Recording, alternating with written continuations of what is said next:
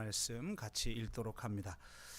오늘 우리에게 주시는 주님의 말씀은 창세기 2장 8절에서 17절까지인데요. 너무 길기 때문에 8절과 9절 그리고 15절에서 17절 이렇게 끊어서 읽도록 하겠습니다. 네, 다 찾으셨으면 창세기는 금방 찾죠? 네, 지금 신약에서 뒤지고 있는 분들, 회개하라 천국에 가까웠느니라입니다. 자, 제일 앞이니까 찾기 쉽죠? 다 같이 창세기 2장 8절에서 9절과 15절에서 17절 말씀을 한 목소리로 읽겠습니다. 같이 읽습니다. 여호와 하나님이 동방의 에덴에 동산을 창설하시고 그 지으신 사람을 거기 두시니라. 여호와 하나님이 그 땅에서 보기에 아름답고 먹기에 좋은 나무가 나게 하시니 동산 가운데에는 생명나무와 선악을 알게 하는 나무도 있더라. 여호와 하나님이 그 사람을 이끌어 에덴의 동산에 두어 그것을 경작하며 지키게 하시고 여호와 하나님이 그 사람에게 명하여 이르시되 동산 각종 나무의 열매는 내가 임의로 먹되 선악을 알게 하는 나무의 열매는 먹지 말라. 내가 먹는 날에는 반드시 죽으리라 하시니라. 아멘.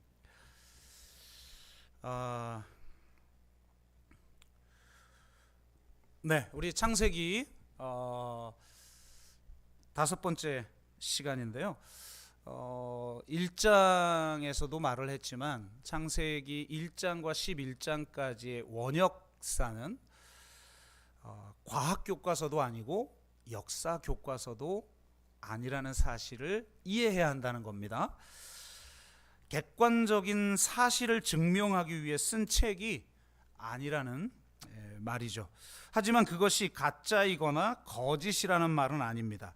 창세기 1장에서 3장은 사실, 즉 팩트를 증명하는 말씀은 아니지만 진실, 즉 트루스를 증언하는 말씀이라는 사실을 우리가 반드시 기억해야 합니다.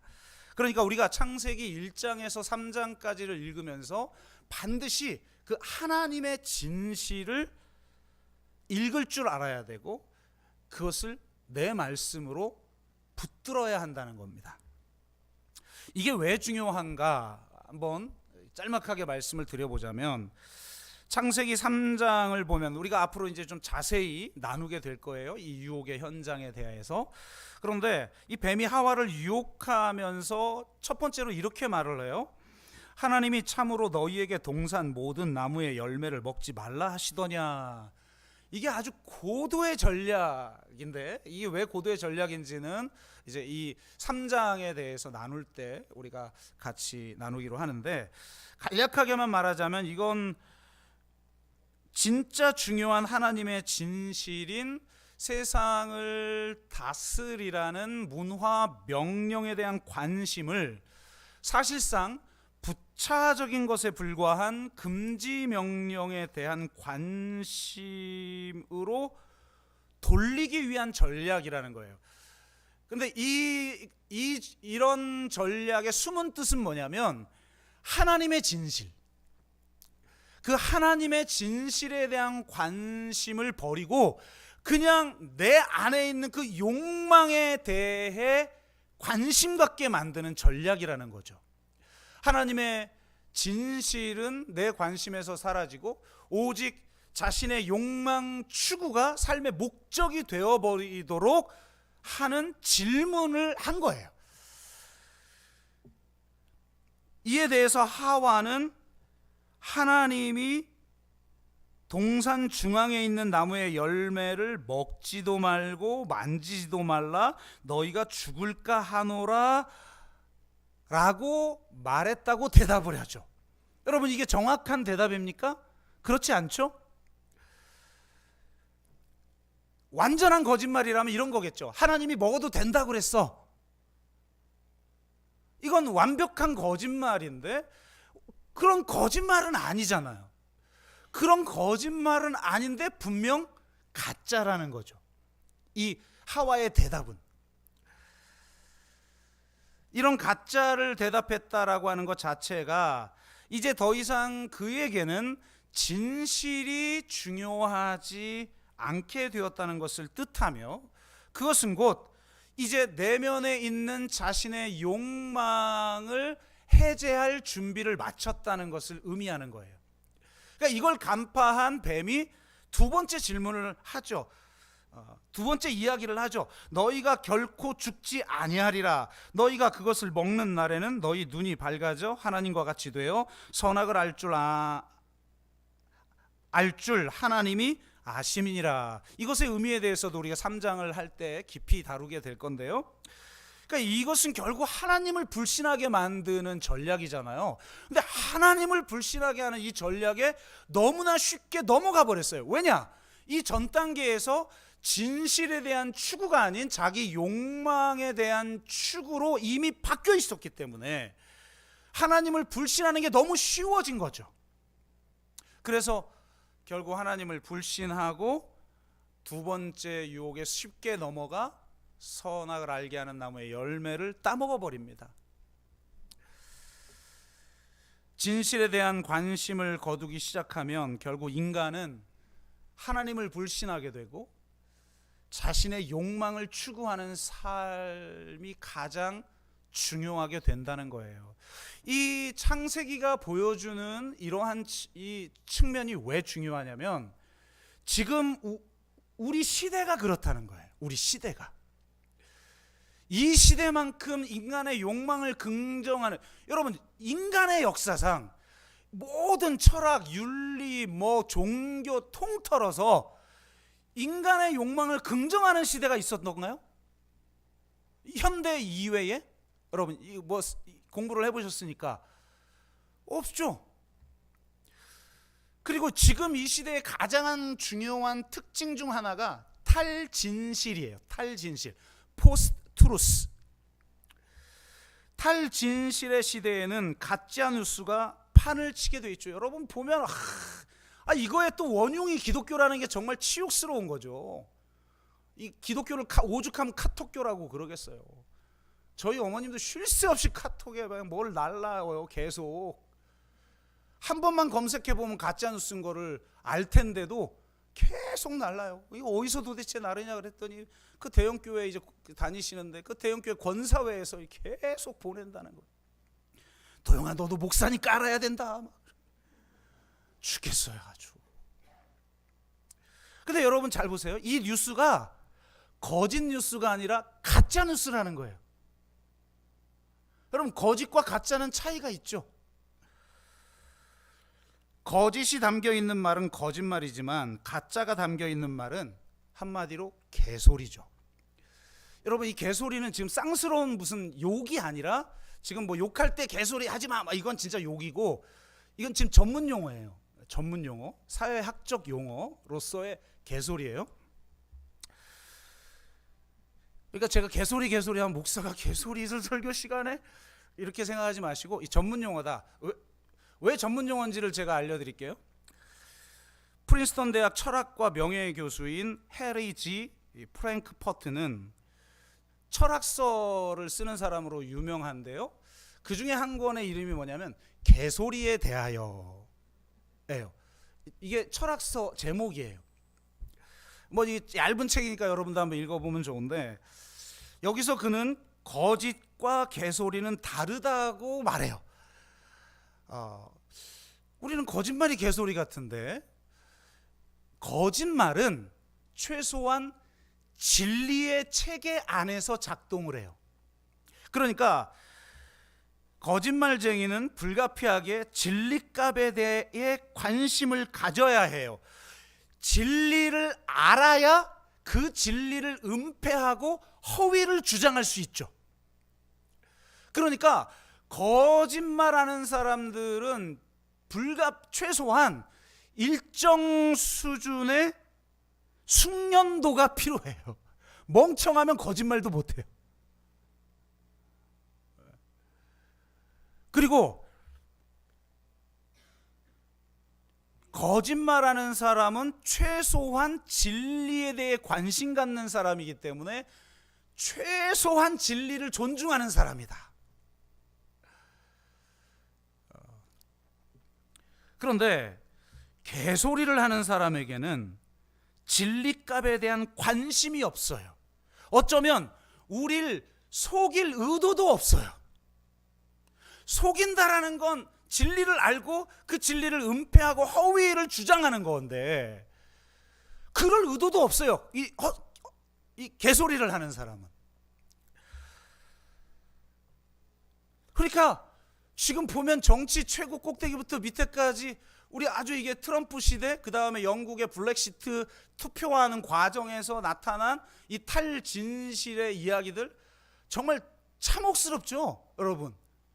그런데 이 가짜 이야기를 막 해요. 그런데 그거 가짜야 그러면 그랬나? 넘어가. 우리는 거짓말을 하다 들키면 부끄럽죠. 지금은 부끄러움이라는 게 없는 시대예요. 그냥 헛소리를 해요. 개소리를 하고 아님 말고 해요. 그러니까 진리값에 대한 관심 자체가 없는 거예요. 그는 오직 자신의 본래 욕망을 성취하는 것이라면 그저 자기 목적에 맞도록 아무 것이나 소재를 선택하거나 그것을 가공해낼 뿐인 거예요. 교회에서도 제가 보면요, 거짓말하는 사람이 있어요. 제가 말은 안 하지만. 근데 거짓말하는 사람보다 개소리하는 사람이 더 많아요. 이거 전문 용어예요. 제가 지금 쌍스러우는 게 하는 게 아니에요. 진리에 대한 관심이 없이 자기의 어떤 목적을 충족하기 위해서 아무 말 대잔치를 하는 사람들이 있단 말이에요. 이게 진짜 무서운 거죠. 이게 거짓말을 하는 사람이나 진실을 말하는 사람 모두 자신들이 이해하는 진실에 반응하는 거예요. 개소리를 하는 사람은 그러니까 비록 한쪽의 반응은 진리의 권위에 따르고 다른 쪽의 반응은 진리의 권위에 저항하며 그 요구에 맞추기를 거부하지만 말입니다. 근데 개소리를 하는 사람은 이런 요구를 모두 무시해요. 그는 거짓말쟁이와는 달리 진리의 권위를 부정하지도 그것에 맞서지도 않아요. 그는 진리의 권위에 조금도 그냥 신경 쓰지 않을 뿐이에요. 이런 이유로 개소리는 거짓말보다 훨씬 더 큰 진리의 적이다. 이게 이 책에 있는 내용이에요. 그러니까 현대는 탈진실, 포스트 트루스 시대예요. 개소리가 판을 치는 시대라는 겁니다. 한마디로 말하면 진실을 추구하지 않는 시대라는. 진실이 뭐가 중요해? 하나님의 말씀이 뭐가 중요하고 진리가 뭐가 중요하고 내가 왜 살아야 하는지에 대한 그 삶의 의미가 왜 필요해 내게? 그냥 냉소에 사로잡혀서 자신의 욕망만을 추구하는 거예요. 하루하루 그냥 살아가는 거예요. 생존을 위해 자신의 욕망을 추구하면서 살아가는 거죠. 그런 시대이기 때문에 이 시대가 이렇게도 욕망을 추구하는 시대, 그 욕망에 충실하여 성공한 사람들을 추앙하는 시대가 되어버린 거죠. 참으로 천박한 시대가 되어버렸어요. 그러니까 이러한 시대에 그리스도인들이야말로 진실을 추구하는 사람이라는 거예요. 그래서 우리가 추구하는 그 진실이 무엇인지를 세상에 증언하고 그 진실이 우리의 삶의 질을 어떻게 바꿨으며 우리 공동체 가운데 임하는 하나님 나라가 무엇인지를 세상에 증언하는 그 증언의 공동체가 바로 교회다.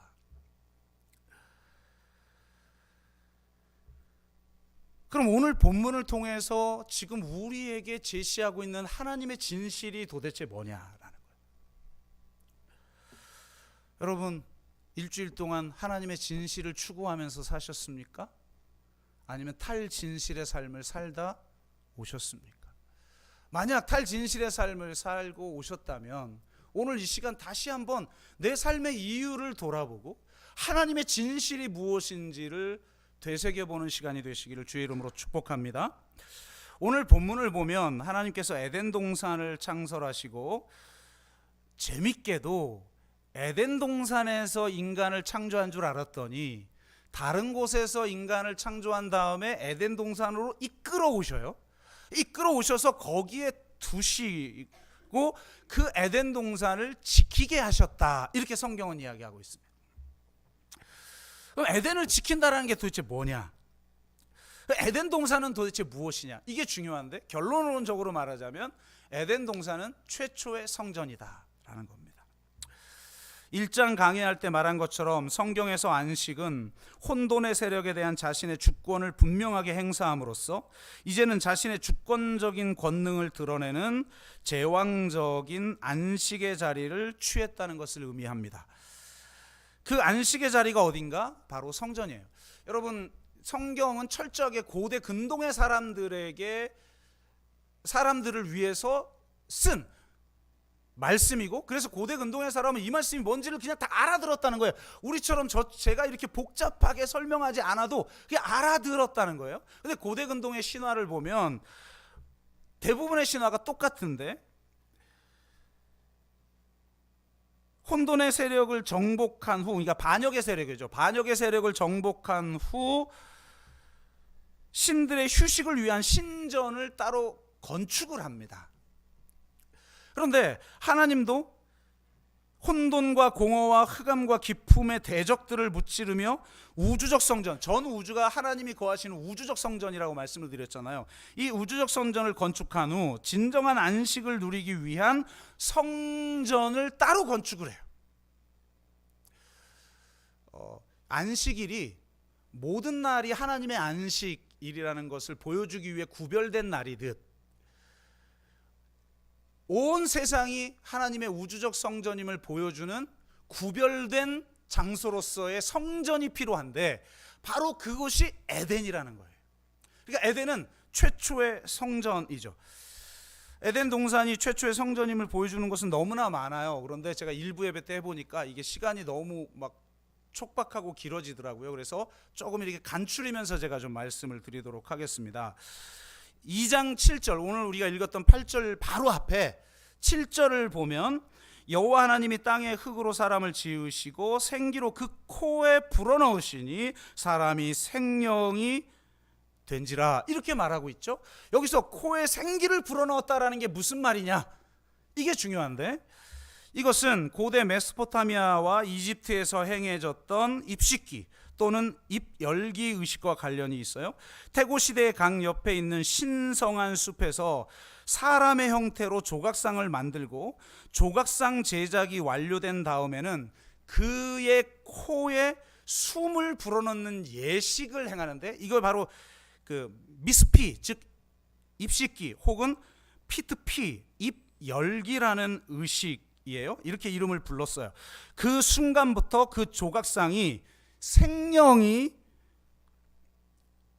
생명으로 변하며 그것을 자신들의 그렇게 된 다음에 그것을 자신들의 신전에 옮긴다는 거예요. 그 신전에 옮긴 후에 그것이 수호신의 역할, 그 신전을 지키는 수호신의 역할을 한다는 거예요. 그러니까 하나님이 인간을 흙으로 빚은 다음에 그 코에 숨을 불어넣었다는 게 무슨 할아버지같이 수염 달린 존재가 해가지고 만들었다는 게 아니라, 하나님이 할아버지인지 젊은이인지 여러분이 어떻게 알아요 도대체?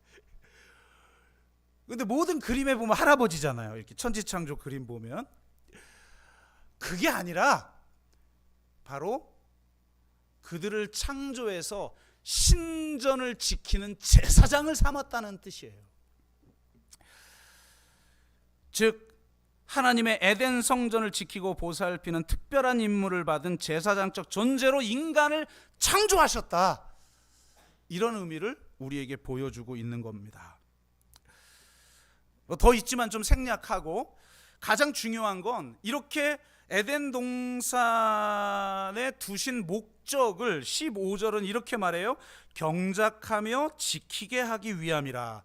번역을 이렇게 놓으니까 무슨 농사지라는 말 같잖아요. 사실 타락하기 전에 농사 지을 필요가 없었죠. 그죠?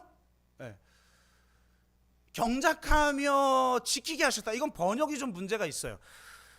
여기서 경작하다라는 단어는 히브리어 아바드이고, 지킨다라는 단어는 히브리어 사마르예요. 그러니까 아바드와 사마르를 하게 하시려고 에덴 동산에 두었다는 건데, 이 두 단어가 함께 쓰일 때는 주로 무슨 뜻으로 쓰이느냐? 바로 하나님을 섬긴다, 아바드.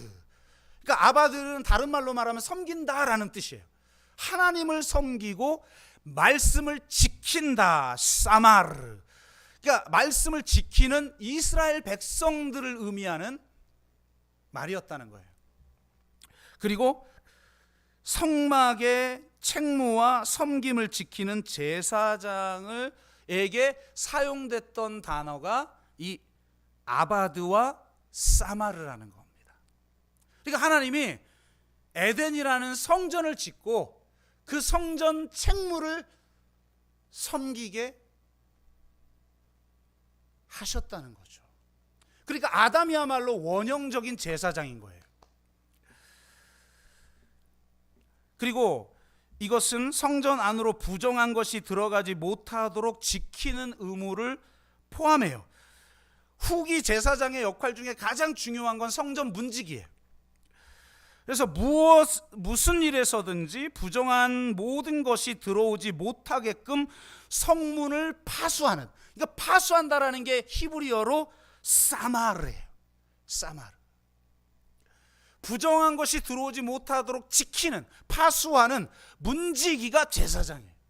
그러니까 아담은 부정한 것이, 에덴 동산에 부정한 것이 들어오지 못하도록 지키는, 사마르하는 제사장이라는 이야기죠. 또 지킨다라는 의미는 말씀을 준행한다는 의미예요. 열왕기에서 솔로몬이 성전을 건축할 때 하나님이 직접 이렇게 말씀하시죠. 너희가 계명을 지켜 그대로 행하면 하나님이 함께하고 너희 가운데 임재할 것이다. 여러분, 성전의 가장 중요한 특징이 뭐예요? 돌로 성전 지으면 그게 성전이에요? 하나님의 영광의 임재가 있는 곳.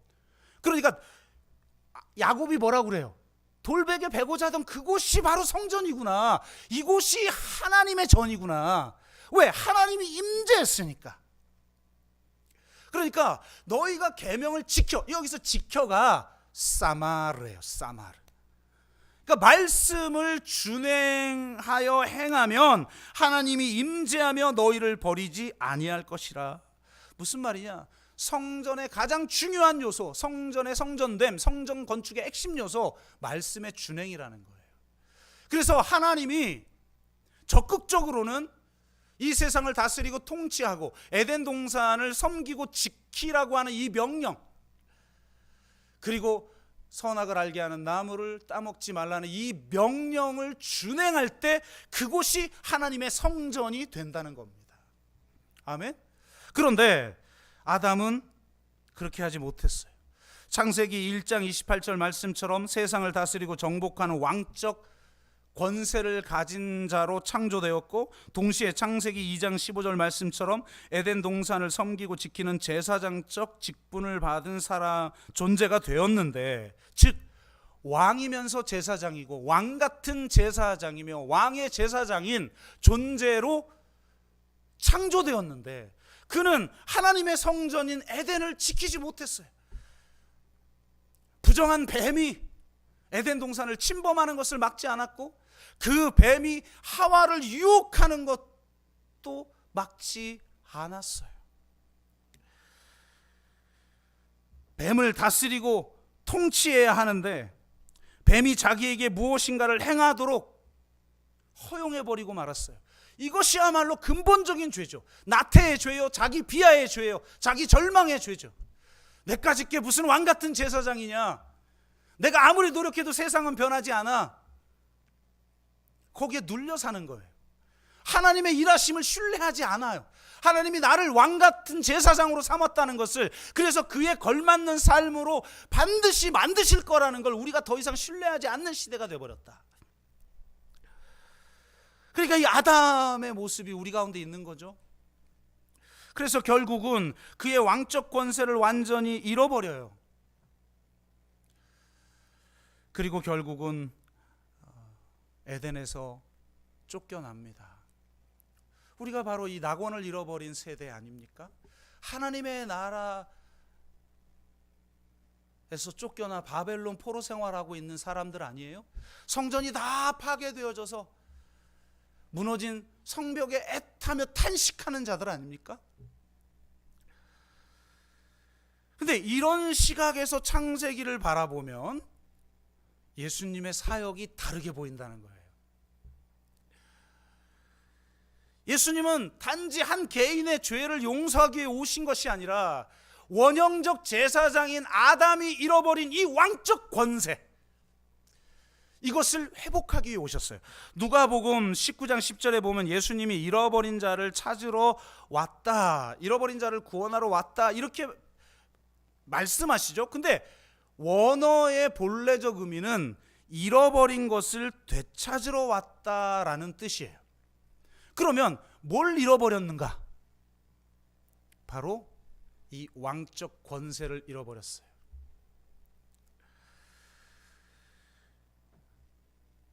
사단이 광야에서 예수님을 유혹할 때 누가복음에만 있는 독특한 문장이 하나 있어요. 그게 뭐냐? 천하 만국의 모든 권세와 영광을 보여주신다면 네가 절하면 이걸 너한테 다 주겠다. 그런데 이 천하 만국의 모든 권세와 영광은 내게 넘겨준 것이므로 나의 원하는 자에게 주노라. 자기에게 넘겨줬다는 거예요. 누가 넘겨줬을까요 도대체? 바로 원형적 제사장인 아담이 넘겨준 거죠. 바로 그렇게 우리가 잃어버린 그 왕적 권세, 이 세상 가운데 하나님이 통치하시는 하나님의 나라가 온전하게 세워지도록 할 수 있는 그 왕적 권세, 이 무너진 성전과 같은 세상을 정말 하나님이 임재하시고 그 보좌에 앉으시는, 그 시은좌에 앉아서 그 영광 가운데 통치하시는 거룩한 그 성전을 회복하는 그 권세, 그것을 회복하러 오신 거예요. 예수님의 성육신과 그분의 공생애와 그분의 십자가와 부활을 통해서 여러분 바로 이 잃어버린 권세를 주님이 회복하신 줄로 믿습니다. 아멘. 이걸 정말 믿습니까? 여러분이 왕 같은 제사장이라는 걸 정말 믿어요? 그런데 왜 이렇게 세상에 대해서 당당하지 못해요? 왜 이렇게 세상에 눌려 살아요? 믿음이 없기 때문이에요. 그래서 하나님 앞에 절규하며 믿음을 달라고 기도해야 되는 거예요. 하나님 믿는 자가 되게 해주십시오. 하나님 성령의 능력을 부어주셔서 이 말씀의 능력에 사로잡힌 자가 되게 해주십시오. 그래서 이 예수의 권세, 주님이 회복하신 그 예수 이름의 그 권세를 가지고 이 세상 나라를 하나님의 나라로 변화시키고 무너진 이 우주적 성전과 이 성전, 갖가지 성전들, 지구라는 성전, 사회라는 성전, 가정이라는 성전, 일터라는 성전, 그리고 교회 공동체라는 그 성전을 회복하는 일에 사용하여 주옵소서. 바울 보세요. 아그리빠 왕이 있는데 아그리빠 왕에게 뭐라고 말해요? 내세울 게 없죠. 저 시골 변방에 있는 총구석에 있는 목수를 구세주라고 믿는 별 볼 일 없는 자를 유대인들이 고소를 하니까 어쩔 수 없이 재판을 하는데 그 아그리빠 왕 앞에서 뭐라고 그래요? 다윗이, 아니 다윗이래, 저기 바울이 뭐라고 그러죠? 내가 이렇게 지금 묶여서 신문 받는 거 외에 나는 당신이 나같이 되기를 원한다고. 왕 앞에서, 여러분 빌 게이츠 앞에서, 아이폰 받는 사람이 누구지 갑자기? 왜 그 잡스 앞에서 당신이 나와 같이 되기를 원한다 라고 말합니까? 다 당신처럼 되기 원합니다. 그리고 당신처럼 되는 내 자녀가 되기를 원합니다. 이러고 있지 않나요? 그리스도인이 세상의 정체성하고 똑같아. 다를 바가 하나도 없어요. 다른 사람 별로 못 봤어요. 세속적 가치관에 완전히 딸딸 뭉친 정체성을 가지고 있어요. 아니에요. 그리스도인은 왕 같은 제사장. 아멘. 그래서 세상의 시각으로 보면 별 볼 일 갖고 내세울 거 없는 것 같아도 좀 세상에 좀 당당한 분들이 되시기를 주의 이름으로 축복합니다. 아멘. 그래서 주님이 이 권세를 회복하신 다음에 승천하시면서 마태복음 마지막 절에 보니까 이렇게 말씀하셔요. 예수께서 나와 말씀하여 이르시되 하늘의 땅과 모든 권세를 내게 주셨으니 그러므로 너희는 가서 모든 민족을 제자로 삼아 아버지와 아들과 성령의 이름으로 세례를 베풀고 내가 너희에게 분부한 모든 것을 가르쳐 지키게 하라. 사마르하라. 사마르하게 하라. 볼지어다 내가 세상 끝날까지 너희와 항상 함께 있으리라. 임마누엘의 하나님이 우리 가운데 임재하여 계신다는 거예요. 우리가 성전이라는 거예요. 아멘. 우리가 성전이요 곧 성전을 지키는 제사장이에요. 와, 이 진짜 너무 멋지 않아요? 이 복음은 눈이 왜 이렇게 별 감동들이 없어요? 세상 사는 게 힘들죠. 아이고. 이런 복음을 접하면서 눈에 빛이 안 나면 되겠습니까? 고개를 들어요. 그리고 날 봐요. 눈빛이 이럴 때 복음을 접하는 눈빛이 반짝반짝거려야죠. 자, 그러면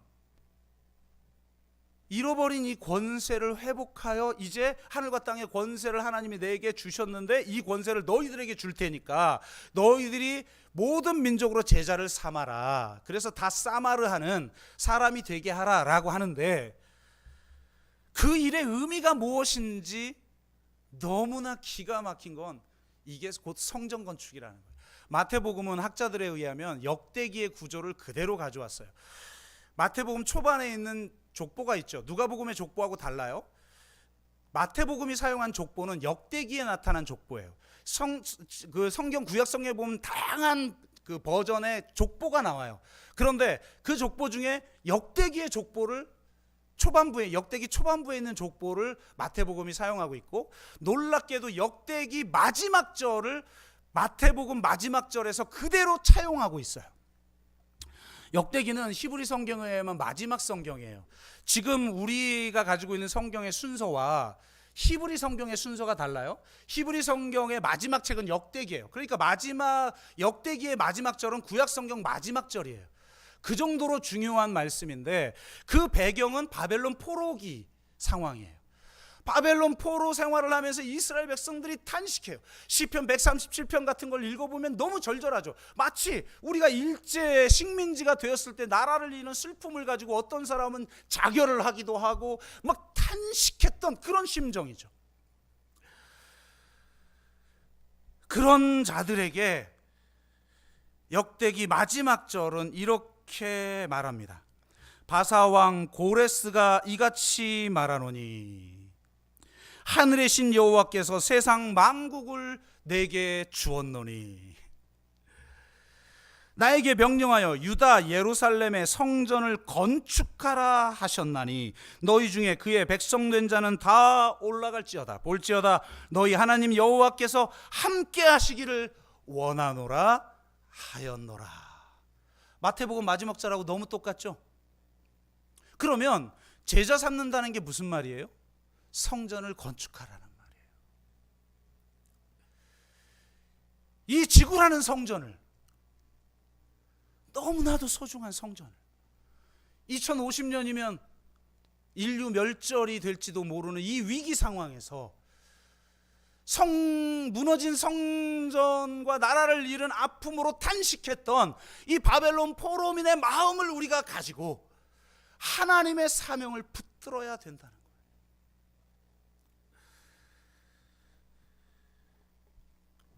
저희 교회는 결론적인 말씀을 좀 드리자면 저희 교회는 선교적 교회를 추구하죠. 여러분, 선교적 교회의 패러다임은 바벨론 유수기의 이스라엘 공동체의 패러다임이에요. 성경에는 세 개의 이스라엘 공동체의 패러다임이 나와요. 첫째는 애굽에서 탈출한 후 해방된 후에 광야에서 40년 동안 유리하면서 살아가는 이동하는 지파연맹 공동체죠. 그리고 별반 달라질 게 없는데 가나안에 들어가서도 사사시대의 지파연맹 공동체로 살아가요. 이게 바로 첫 번째 모델이죠. 두 번째 모델은 바로 다윗 왕국으로 대표되는 왕정 시대의 이스라엘 백성들의 공동체예요. 이게 바로 전통 교회가 추구하는 모델이죠. 크리스텐돔 사회에서 누리는 종교, 여기에 완전히 우리가 물들어 있는 거예요. 그런데 기독교가 잘 나갈 때는 이렇게 살아도 됐어요. 그런데 문제는 지금 기독교가 위기죠. 300만이나 되는 가난한 교인이 있고 지금 젊은이들이 매년마다 몇십만 명이 교회를 떠나고 있어요. 교회 젊은이들이 없어요. 좀 있으면 유럽 교회처럼 될 거예요. 노인 지배의 공동체가 돼버릴 거예요. 아마 노인들만 남아 있으니까.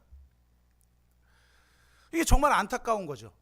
그런데 세 번째 모델은 바로 나라를 잃고 성전도 파괴되어 바벨론의 포로 생활을 하는 이스라엘 백성들의 공동체의 모습이 있죠.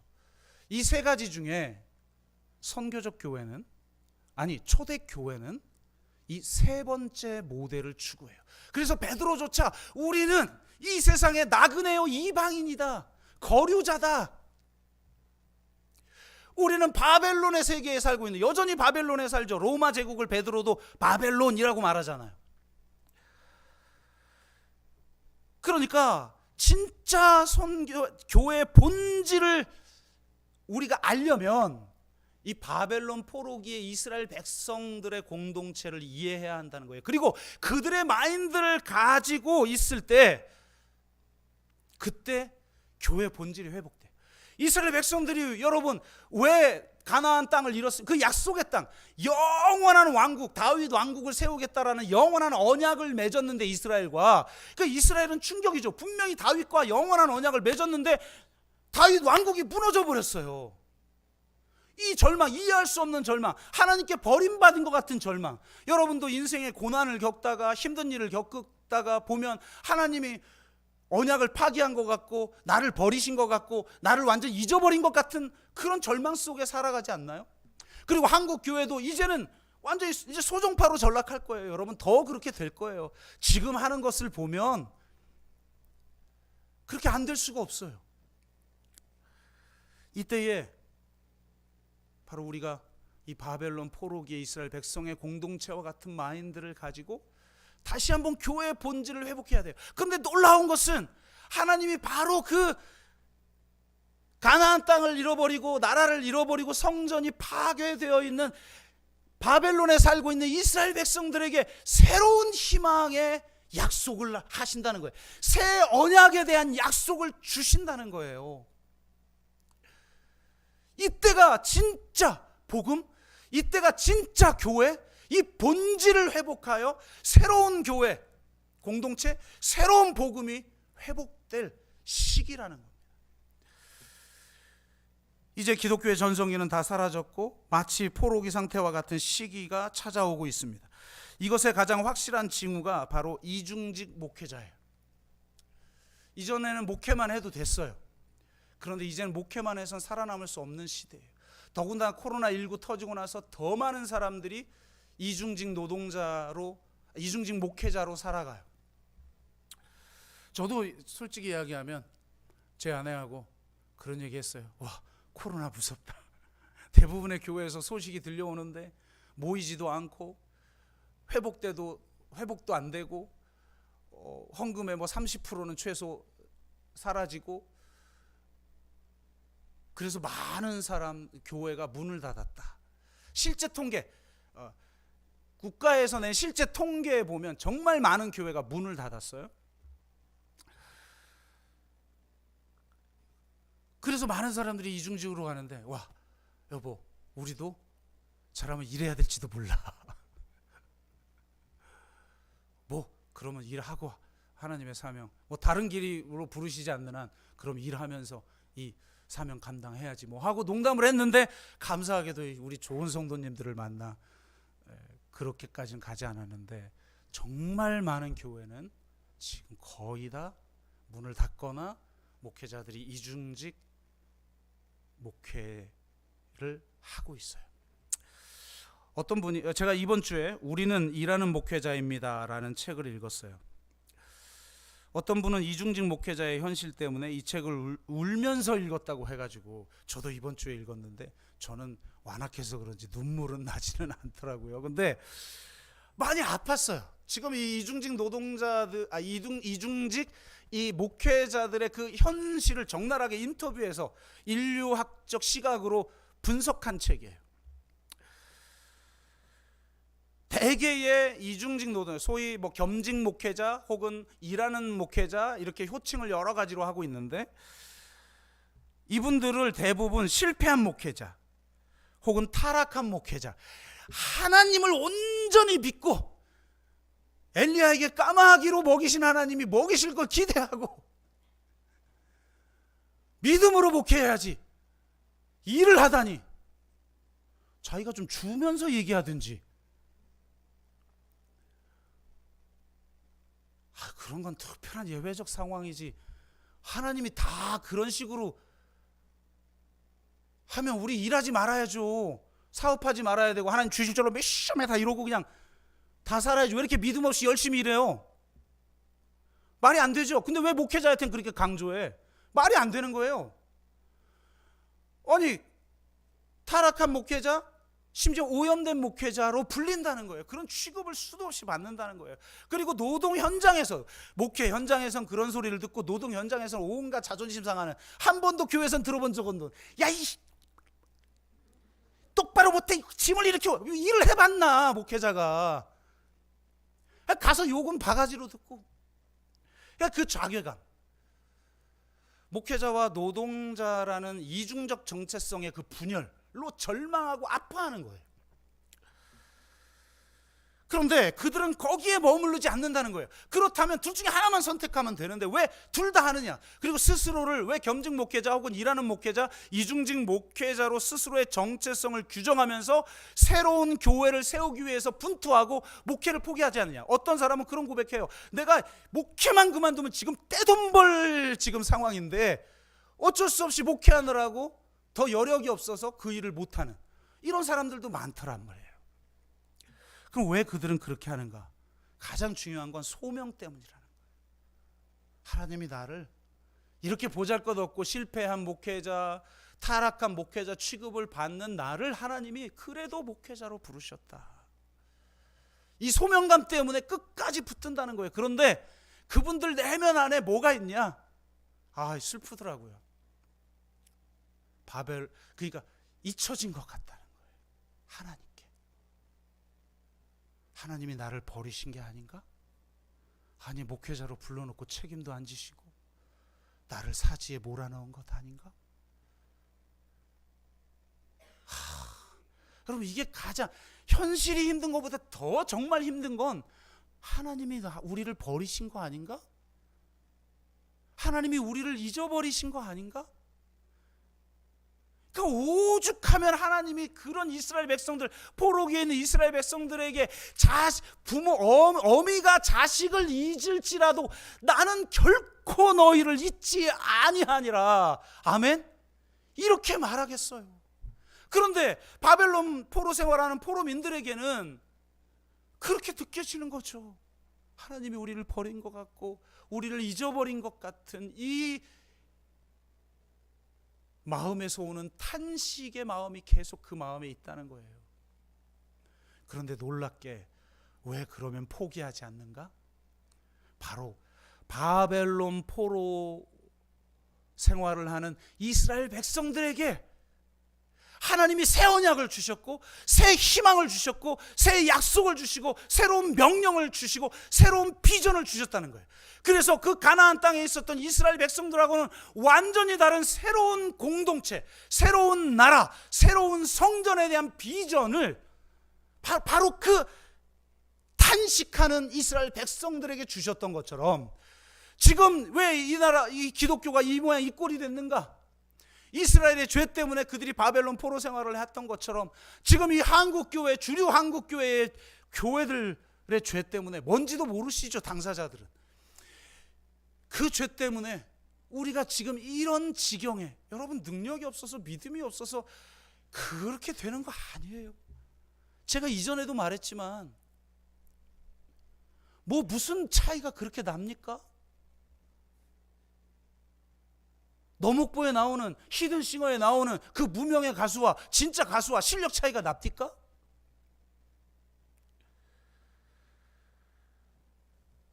그런데 바로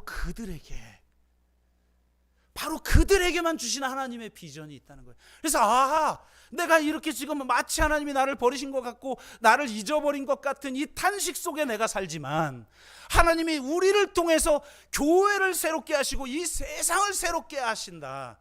그러므로 나는 일하는 목회자다. 그래서 지금도 그 수모를, 아픔을, 그 힘듦을, 그 탄식을 견뎌내며 목회를 한다는 거예요. 이거를 읽는데요, 막 눈물은 흘리지 않았지만 절절하게 다가오면서 한편으로는 위로가 되는 거예요. 그렇다.